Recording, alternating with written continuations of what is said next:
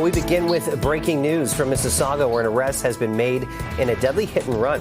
46-year-old Romany Elhariry is charged with failure to stop at the scene of an accident resulting in death in connection with last Friday's collision at Eglinton and Fallingbrook Drive. Police say that they have also recovered the vehicle involved. Earlier this week, police released an image they said showed the driver involved removing their rear license plate following the collision. Well, police have identified the victim as 56-year-old Santosh Kumar Patra. A small memorial is now at the scene of the collision. Patra's family says he lived just a block away and was on his way home from work when he was struck and killed. Well, for more on this, I'm joined by Constable Tyler Bell with Peel Police. We appreciate your time, Constable. What can you tell us about how this arrest happened? Did the individual turn himself in? Did you arrest him on scene somewhere? What can you tell us? Well, no, he didn't turn himself in. I'll say that this was a collaborative effort from investigators, exhausting some investigative leads that they had already from evidence left at the scene, in conjunction with some of that surveillance footage that I spoke to you earlier this week about. But also, we received numerous tips from the public on this. We were quite pleased with that. We're very grateful to the members of the public that helped, that allowed us to identify this person quite quickly. You know, one of the things that obviously stand out is the fact that this individual was apparently on surveillance footage moments after that this happened, removing their license plate. And I'm wondering, how is that going to play out in the eyes of a judge?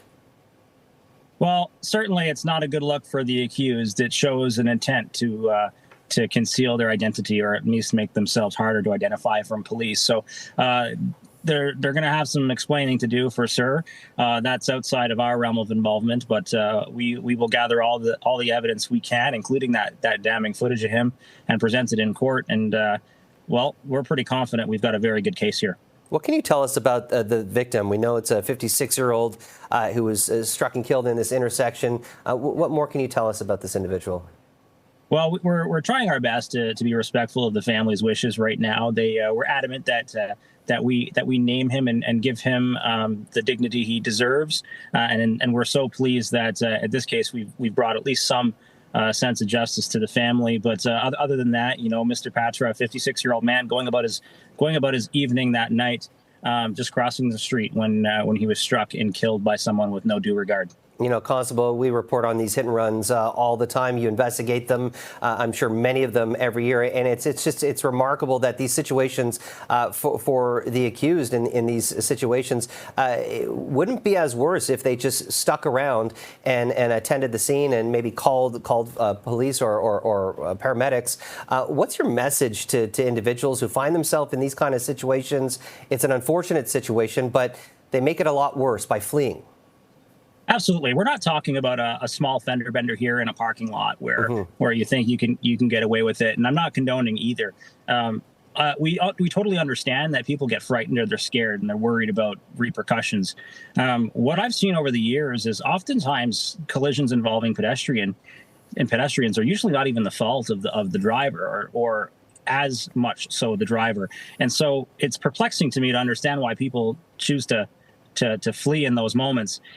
At the very least, pick up the phone and dial 911. Who knows what could have happened? Maybe this person could have lived if at least help was called sooner.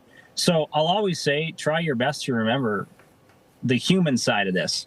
We understand the human side of this too, that you don't want to be held responsible for certain things, but this is not the way to conduct yourself. And hit and runs bother a lot of us, and our team is ecstatic that we've managed to capture this guy. I know we were covering it extensively throughout the weekend. I'm glad that we helped get the word out, and that other individuals assisted in your investigation. Constable Tyler Bell with Peel Police, thanks for the update. Thank you.